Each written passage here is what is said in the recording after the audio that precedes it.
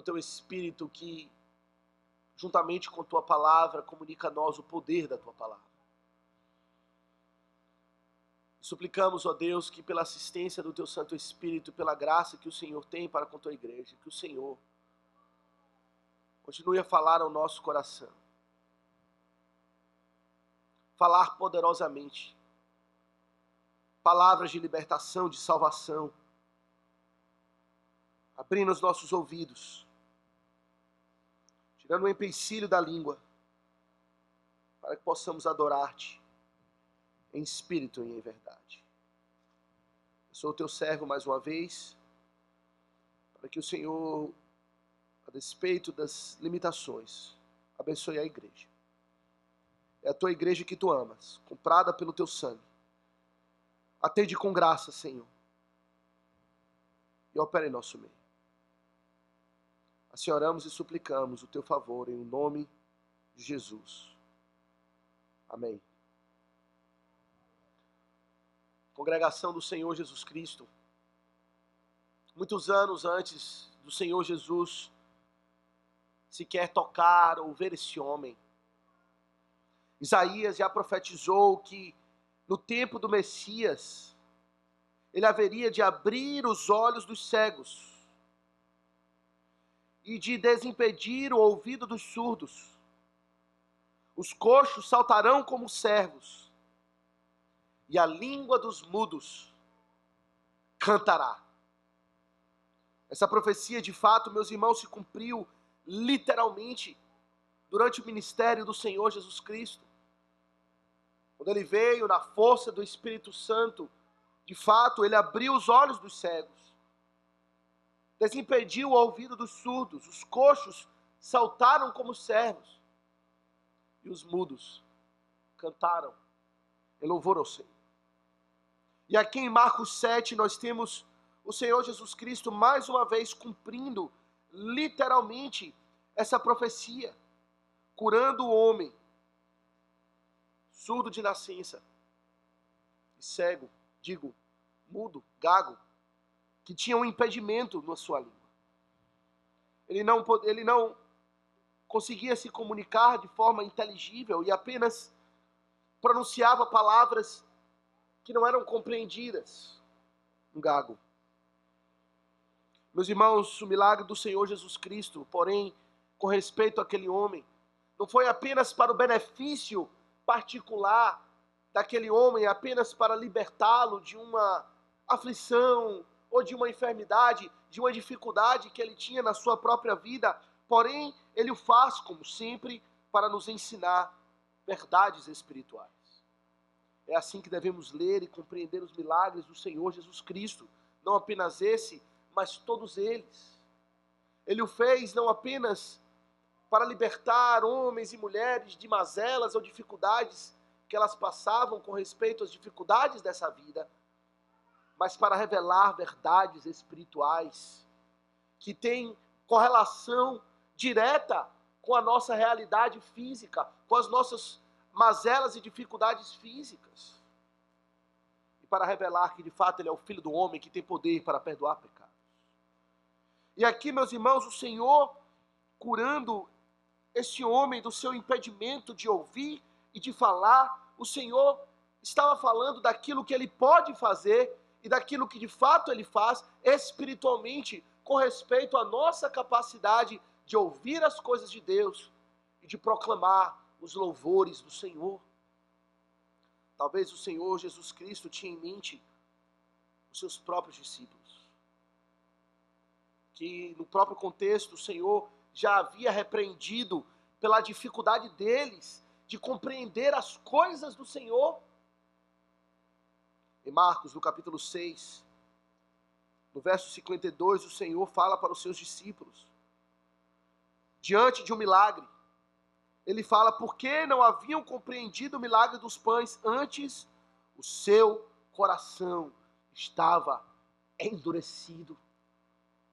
Os discípulos do Senhor Jesus Cristo, mesmo diante daquilo que o Senhor fazia com tamanha clareza e falava e ensinava, como nenhum mestre pode fazer, não compreendiam o que o Senhor Jesus havia de fazer ou estava ensinando. Nesse mesmo capítulo, em Marcos, no capítulo 7, no verso 18, o Senhor novamente repreende os seus discípulos. Ele disse, no verso 18 do capítulo 7, então lhes disse, assim vós também não o entendeis? Não compreendeis que tudo o que de fora entra no homem não pode contaminar? Aqui estão os discípulos do Senhor Jesus Cristo, andando com Ele, porém sem compreender, sem ouvir aquilo que o Senhor tem para dizer. Mais adiante, no capítulo 8, passando da nossa passagem, no verso de número 17, novamente, o Senhor Jesus, Ele aponta para a condição dos seus discípulos. Quando Ele diz, então Jesus, percebendo, lhes perguntou, por que discorreis sobre o não terdes pão? Ainda não considerastes, nem compreendestes? Tendes o coração endurecido? De fato, meus irmãos, essa era a realidade que cercava aqueles que estavam próximos do Senhor Jesus Cristo. E o Senhor, meus irmãos, ao curar este homem, Ele fala do seu poder, não apenas de curar fisicamente, como Senhor sobre toda a criação, que tem autoridade sobre tudo, mas Ele fala a respeito da sua autoridade sobre as hostes e sobre as realidades espirituais. Que Ele tem poder para curar a cegueira, a surdez, a gagueira espiritual daqueles que não podem discernir as coisas espiritualmente. De modo, meus irmãos, que esse milagre aponta para aquilo que o Senhor faz na alma de todo aquele que se achega aí. Meus irmãos, a primeira coisa que queremos considerar então nessa passagem é a condição daquele homem diante do Senhor Jesus Cristo. Nós lemos logo no início da passagem, no verso 31, que o Senhor de novo se retirou das terras de Tiro e foi para Sidom, até o mar da Galileia, através do território de Decápolis. Meus irmãos, antes do Senhor Jesus operar aquele milagre, como lemos no texto, ele estava na região de Tiro e foi para Sidom. Porém, o Senhor Jesus foi para Decápolis. E se os irmãos estão apegados aos detalhes e se lembram das exposições que temos feito nos milagres de Jesus Cristo, certamente se lembrarão de que essa não foi a primeira vez que o Senhor esteve em Decápolis. Ele já esteve lá operando milagres, e ele esteve lá uma vez especificamente para libertar um homem que estava possuído por uma legião de demônios, em Marcos 5. Um homem de Gadara, tomado por demônios, completamente lunático, completamente agrilhoado pelo espírito das trevas. O Senhor foi lá e com graça e com compaixão libertou aquele homem. E qual foi a reação do povo?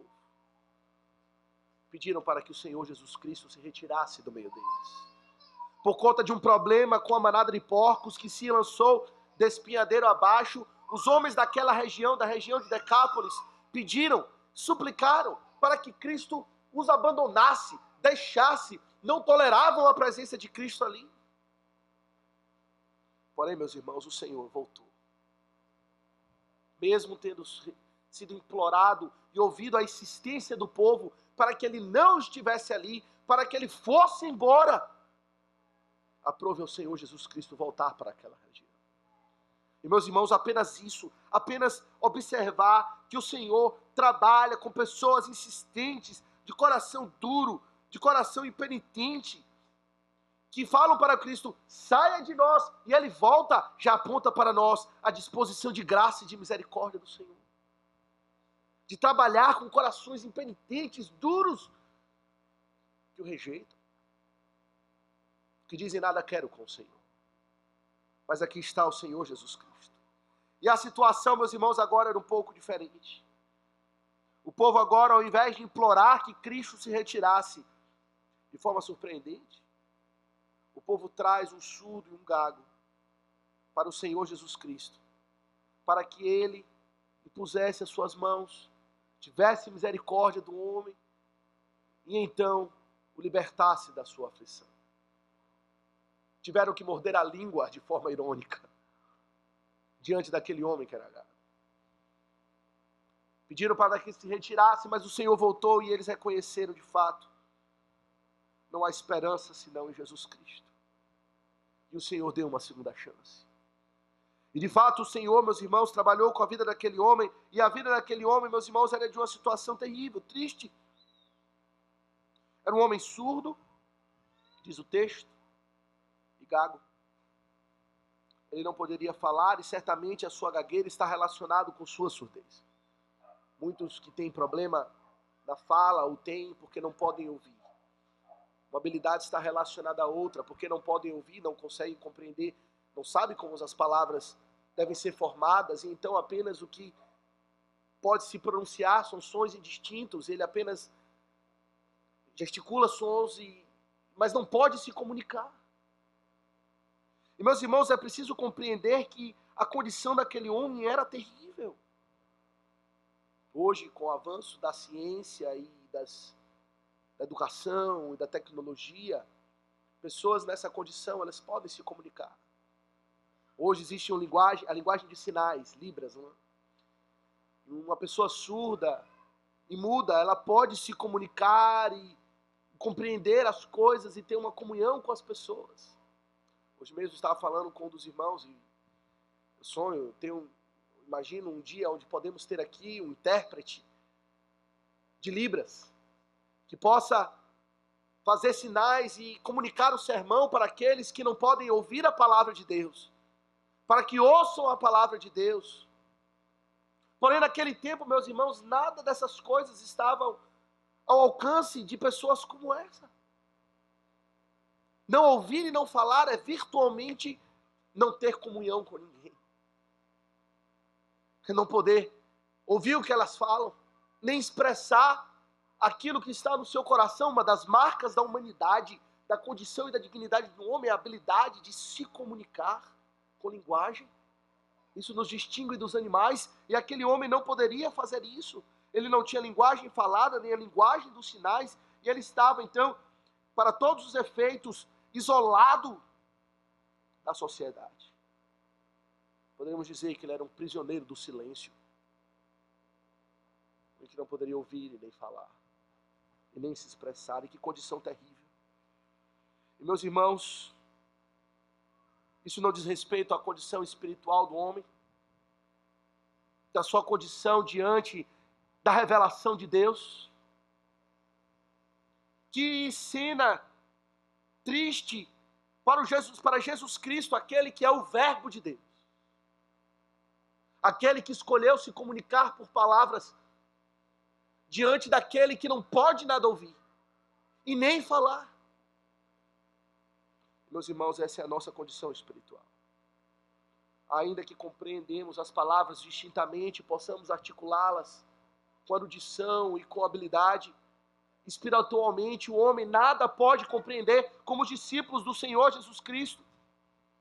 Coração duro, não compreendem aquilo que o Senhor faz e fala, ainda que seja com tamanha clareza, ainda que seja direcionado, e ela explique.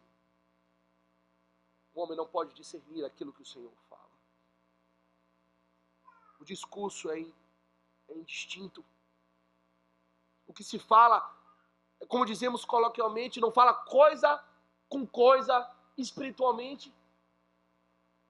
Não é essa a nossa experiência, a nossa própria experiência antes da conversão? Ou daqueles que conhecemos, que não conhecem ao Senhor Jesus Cristo, tentamos comunicar algo das coisas de Deus, mas parece que falamos com um surdo. E ao tentarem falar das coisas de Deus, o que temos é sons de um gago, palavras indistintas que não fazem sentido, não sabem se expressar, não compreendem as coisas de Deus. O apóstolo Paulo fala disso, 1 Coríntios 2,14, quando diz que o homem natural não aceita as coisas do Espírito de Deus, porque eles são loucura. Não pode entendê-las, não pode, tem um impedimento na alma, porque elas se discernem espiritualmente. A alma de todo homem natural é surda e muda. Mais do que isso, meus irmãos, nós sabemos, ela é morta espiritualmente, em seus delitos e pecados. Não podem compreender as coisas de Deus, e isso é uma condição triste. Porque, como falou o irmão mais cedo, quando estávamos conversando sobre a linguagem de sinais e a importância de alcançar aqueles que não podem ouvir, a fé vem pelo ouvir, e ouvir a palavra de Deus. Que situação triste, quando não se pode ouvir. E, meus irmãos, o que o Senhor Jesus faz, então, é ter compaixão daquele homem. Diz o texto que trouxeram um surdo e um gago, e lhe suplicaram que pusesse as mãos sobre ele. A situação é diferente. Antes suplicaram: Senhor, saia de nós. Agora, Senhor, tem misericórdia desse homem, coloca as suas mãos sobre ele, trata com ele, cuida da vida dele. E em grande compaixão, o Senhor Jesus não joga na cara, não fala nada, com respeito aos acontecimentos passados naquela região, mas ele age com compaixão. E, meus irmãos, a forma como o Senhor Jesus lida e opera o seu milagre na vida desse homem também mostra para nós aspectos daquilo que ele faz na nossa própria alma, com respeito à nossa própria surdez espiritual. Primeira coisa que nós vemos aqui no tratamento do Senhor Jesus Cristo com respeito a esse homem é que o Senhor lida com ele de forma pessoal. Diz o texto no verso 33 que o Senhor Jesus, tirando-o da multidão à parte, cuidou dele. Ele o tirou da multidão e tratou com ele à parte. Tratou com ele de modo pessoal, um a um, diretamente. E é assim que o Senhor, de fato, ele faz conosco também. É assim que vemos na palavra de Deus que ele tem feito com os homens de Deus ao longo da história, ao longo da Bíblia. Foi assim que ele fez com Jacó no vale de Jaboque, não foi? Quando pessoalmente ali, no meio da noite, o Senhor vem e pessoalmente entra em confronto com Jacó, para que ele pudesse deixar após si uma bênção. Foi assim que ele fez com Paulo, Saulo de Tarso. Quando o Senhor pessoalmente apareceu a ele e disse: Paulo, Paulo, Paulo, porque tu me persegues. Foi assim que ele fez com Pedro, após a sua ressurreição. Depois que Pedro negou 3 vezes, o Senhor então fala pessoalmente a Pedro: Pedro, tu me amas? Pedro, tu me amas? Ele lida de forma pessoal. Foi assim que ele fez com a mulher samaritana. Quando pessoalmente, de forma direta, ele trata da condição daquela mulher. Foi assim que ele fez com Nicodemos. E é assim que ele faz com esse homem. No texto que o Senhor o tira da multidão à parte, e ele opera o seu milagre ali, na privacidade, no contato com aquele homem. Certamente a multidão estava atrás de ver algo sensacional, de ver algo extraordinário, de ver um milagre. Estavam interessados no show, em ver aquilo que é extraordinário. Porém, meus irmãos, o Senhor Jesus não iria dar pérolas aos porcos. Ironicamente, naquela região que os porcos foram lançados no mar. E trouxe aquele homem para perto, à parte, e ali operou o seu milagre. Meus irmãos, é assim conosco também. Para que possamos compreender as coisas de Deus, para que Deus trabalhe na nossa vida, Ele faz no nível pessoal. Não podemos nos relacionar com Deus no meio da multidão, simplesmente. Não é suficiente fazer parte de uma igreja.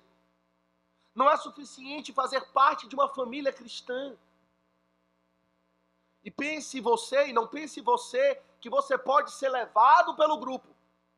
Eu estou no grupo dos salvos, daqueles que são os piedosos. Estarei perto desses e de repente, esse tratamento que é dado a eles também chegará a mim. Não, é preciso tratar com Deus individualmente, à parte, que Ele trate com cada alma que está aqui Caso contrário, você continuará cego e gago para as coisas de Deus. Surdo e gago. Não compreenderá as coisas de Deus e não saberá expressar as coisas de Deus e continua morto em seus delitos e pecados. Mas o que vemos, meus irmãos, na narrativa é que o Senhor não apenas o curou de modo pessoal, mas de modo profundamente íntimo. Isso que diz o verso 33. Jesus, tirando-o da multidão à parte, pôs-lhe os dedos nos ouvidos e lhe tocou a língua com a saliva. Meus irmãos, existiram ocasiões em que o Senhor Jesus curou à distância. Ele apenas mandou uma palavra, e com a sua palavra o milagre se cumpriu, e certamente outra lição ele estava ensinando ao fazer isso. Porém, nessa ocasião, o Senhor Jesus Cristo se envolveu fisicamente. Ele tocou naquele homem. E o tocou justamente onde estavam os seus problemas. A sua língua, os seus ouvidos. O Senhor colocou o dedo. Diz o texto que o Senhor tocou a língua daquele homem. Certamente não foi um toque confortável. Talvez até o homem tenha se assustado diante daquele toque do Senhor Jesus Cristo. Quando o Senhor Jesus Cristo, aquele homem não ouvia nada que o Senhor falasse, o Senhor de fato não fala nada, talvez com o dedo abriu a boca daquele homem e tocou na sua língua, aquele homem talvez tenha tido uma reação de espanto diante daquele toque. Mas o Senhor precisa apontar para ele não poderia compreender as suas palavras, mas ele toca e ele fala: aqui está o problema. A sua língua, no seu ouvido, é aqui que precisa tratar. Com intimidade, o Senhor Jesus, ele se aproxima daquele homem e toca nas suas feridas. É assim que o Senhor faz conosco também espiritualmente. Ele lida conosco pessoalmente, mas intimamente também. Ele mostra onde está o problema. Ele toca na ferida, ainda que isso seja desconfortável, ainda que isso seja estranho e cause uma certa repulsa a princípio. Ser exposto dessa maneira, ter a sua privacidade invadida dessa maneira, quando alguém toca naquilo que lhe é íntimo. É assim que o Senhor Jesus Cristo faz. Ele coloca o dedo naquilo que é desconfortável. E diz: aqui está o problema. Não foi assim que ele fez com a mulher samaritana? Quando ele diz para aquela mulher, fala: vai lá, chama o teu marido. Ele não tocou nela, mas pela sua palavra ele colocou o dedo na ferida daquela mulher. Vai lá, chama o teu marido. E ela teve que dizer, depois do diálogo do Senhor Jesus Cristo, confessar, quando o Senhor mesmo expôs na verdade, que aquele que ela tinha não era marido dela, e ela já teve 5, e ela estava vivendo em adultério. Ele tocou na ferida daquela mulher. E de fato ele continua a fazer isso conosco. Se de fato você deseja seguir após Cristo e tem esperança de que Cristo trate com você, e de fato espere que ele toque na sua ferida. Que ele toque naquilo que você preferia que ninguém tocasse. E é desconfortável, mas tem um propósito. Quando ele revela o nosso pecado, quando ele mostra a nossa iniquidade, ele faz com um propósito, meus irmãos, e o propósito no Senhor Jesus Cristo não é apenas nos humilhar, ou apontar onde está a ferida, mas comunicar a sua graça, e é isso que ele faz depois. É dito que logo no verso 34, que ele ergueu os olhos para o céu. E aqui está o que o Senhor Jesus Cristo faz também. Ele simplesmente olhou para os céus. Em outras ocasiões, o Senhor Jesus Cristo precedeu seus milagres com orações audíveis. E de fato, ele orou e suplicou para que o poder de Deus se manifestasse e o Senhor operasse o milagre, e assim o fez. Porém, aquele homem não poderia ouvir nada, mas ele podia ver.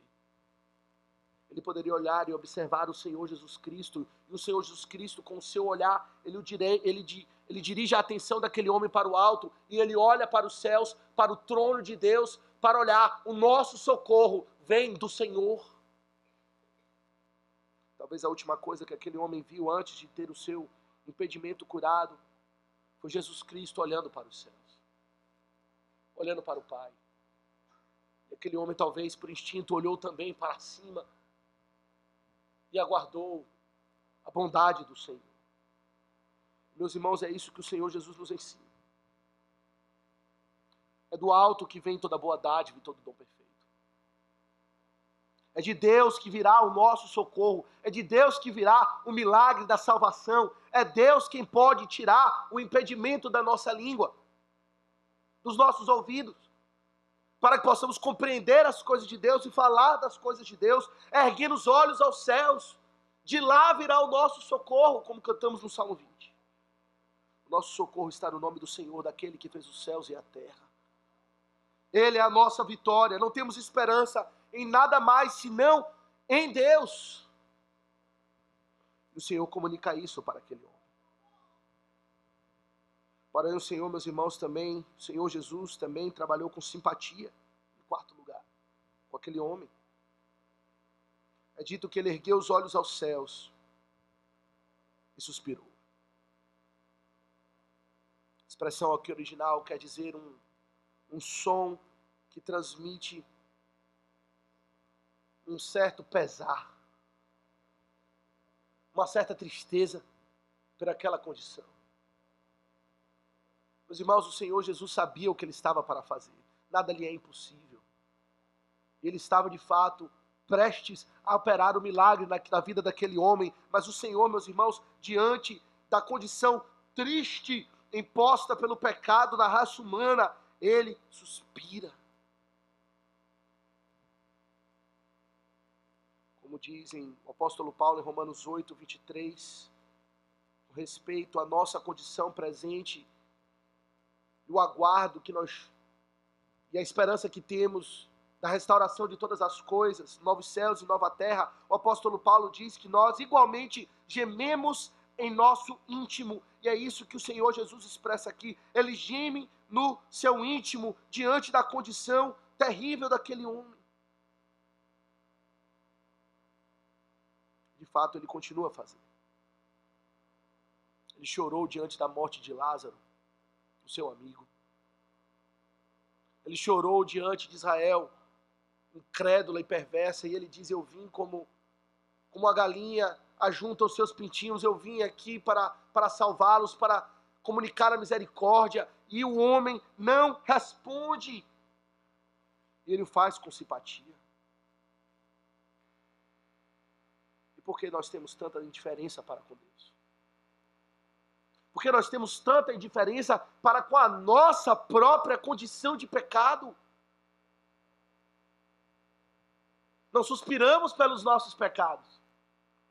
Não gememos no íntimo pelos nossos pecados, mas existe uma dureza de coração que nos deixa anestesiados. E pensamos que tudo está bem. Vamos sorrindo, caminhando para o inferno, com um sorriso no rosto, felizes, achando que tudo está bem. Não está bem, Jesus Cristo suspira. Provérbios 1:32 diz o seguinte: os nécios são mortos por seu desvio, e aos loucos a sua impressão de bem-estar os leva à perdição. Pensam que está tudo bem, não suspiram pelos seus pecados, não suspiram pelo seu coração endurecido, e assim, como uma loucura demoníaca, infernal, caminham para o inferno, sem suspirar, sem se entristecer, pensando que tudo está bem, quando nada está bem. O Senhor Jesus comunica isso para aquele homem, para nós também. Não foi uma palavra, mas foi um suspiro, e aquele homem certamente viu na face do Senhor Jesus Cristo a sua tristeza, o seu suspiro, quando ele ergue olhos para o céu, de onde vem esperança para condições como essa. E então ele responde com autoridade. Esse é o último ponto, o quinto ponto, do modo como vemos que o Senhor Jesus trabalha com aquele homem e trabalha conosco. Ele suspirou e aí ele disse, Efatá. Certamente essa foi a primeira palavra que aquele homem ouviu. Abre-te. O Senhor Jesus falou na língua daquele homem. Falou em aramaico. A língua daquele povo, aquele homem nada poderia falar. Não tinha uma língua dele mesmo. Mas era a língua daquele povo. E ele dá, meus irmãos, um mandamento, uma ordem da parte de Deus para que aquele homem fosse liberto da sua mazela, da sua condição vil de pecado. E aquele homem ouviu a palavra do Senhor Jesus Cristo. Se você tem os seus ouvidos tampados, você não pode ouvir nada. E a primeira palavra que você ouve, então, é abre-te. E a partir daquele momento você pode ouvir tudo claramente. Que esperança, ou que experiência de glória aquele homem teve. Meus irmãos, o Senhor Jesus continua falando com autoridade. É Ele que fala para a nossa alma. Vem dentre os mortos, levanta-te, Lázaro, vem para fora. Surdo, abre-te os teus ouvidos. Pecadores, venham para fora. Compreendam a minha palavra. É uma obra de Deus, meus irmãos. A salvação não é uma obra do homem. Não é algo que o homem pode fazer. Ele não pode ser liberto da sua loucura pelos seus próprios esforços. Mas depende de Jesus Cristo, dele usar a sua compaixão, da sua graça, da sua soberania. Mas, meus irmãos, o que nós vemos da parte de Deus é que Ele é gracioso. Aqui está Ele pela segunda vez naquela região, em Decápolis, povo que implorou para que Ele saísse e agora implora para que Ele o cure. E Ele age assim. Dependemos dEle, mas Ele é gracioso. Ele está disposto para pronunciar as suas palavras de salvação, para pronunciar a sua ordem autoritativa de salvação para com aqueles que se arrependem e imploram o seu perdão. E arrependidos dos seus pecados, correm para Cristo. Meus irmãos, o que lemos é que aquele homem, então, experimentou um milagre da parte do Senhor. Verso 35 diz, abriram-se-lhe os ouvidos, e logo lhe soltou o empecilho da língua, e ele falava desembaraçadamente. Talvez falasse sem parar. Começou a falar e não parou mais, igual aquele coxo que foi curado por Deus e passou a saltitar e a pular no templo, e ninguém poderia contê-lo. Esse homem também, ninguém pôde conter o que ele haveria de falar. O prisioneiro do silêncio agora estava liberto da parte do Senhor, e foi imediato e eficaz o milagre do Senhor Jesus Cristo. Aquele homem não precisou reaprender como ouvir, reaprender como falar. Ele não precisou passar por um tratamento para que ele pudesse discernir as palavras e falasse. O Senhor abriu seus ouvidos e deu a ele a capacidade de ouvir. Desimpediu a sua língua e deu a ele a capacidade de falar distintamente, desembaraçadamente, falar com clareza para que ele pudesse glorificar a Deus. Meus irmãos, isso é o que o Senhor Jesus ainda faz hoje. Talvez você sinta uma certa nostalgia melancólica por não experimentar ou vivenciar os milagres do Senhor Jesus Cristo. Como diz aquela grande canção dos vencedores por Cristo, eu queria estar ouvindo a tua história contada pelas ondas de outro mar, ouvir falar o cego, cego era, e posso ver, eu queria. Mas ainda hoje a sua voz prossegue firme. Como é doce a tua voz. É um convite a te servir. Ainda hoje podemos ouvir a voz do Senhor. Ainda hoje dos altos céus, pelo seu Santo Espírito, pelos seus santos ministros, pela palavra pregada, Ele diz, abre-te, Ele fala. nós somos libertados da prisão espiritual. Como Lídia, anos depois, sobre a instrumentalidade do apóstolo Paulo, ao pregar a palavra para ela em Filipos, é dito que o Senhor abriu o coração de Lídia para ela atender às coisas que Paulo dizia. Até aquele momento, Lídia não compreendia nada. Surda, muda. Mas diante do efatá de Paulo, da pregação da palavra e da ação do Espírito, sobretudo, aquela mulher passou a compreender as coisas espirituais, como muitos doutores não compreendem. Passou a compreender o seu próprio pecado e a preciosidade de Jesus Cristo, compreender a essência da mensagem do Evangelho, compreender o caminho da salvação, como homens cultos e doutos, mestres da lei, como Nicodemos, jamais compreenderam. Ela falou desembaraçadamente, imediatamente. E assim ele continua a fazer conosco. Parece que foi assim, não foi? De um dia para o outro, o Senhor trabalhou na nossa vida. Caíram-se as escamas dos nossos olhos, como diz a palavra, e passamos a ver claramente as coisas de Deus. É verdade que em outros casos o Senhor faz gradualmente. De uma forma não tão distinta, de uma forma não tão imediata e dramática, mas certamente Ele guia até a compreensão das coisas de Deus pela fé espiritualmente. E a conclusão, meus irmãos, não é outra senão louvor. O que pode falar aquele que foi curado pelo Senhor Jesus Cristo do seu impedimento na fala? O que ele pode proclamar, senão o louvor a Deus? E é isso que temos no texto, não é? O Senhor Jesus, por uma questão do seu desejo, da forma como ele desejava conduzir o seu ministério público, ele disse, ordenou, não falem nada, não comuniquem, não propaguem aquilo que eu fiz, não divulguem.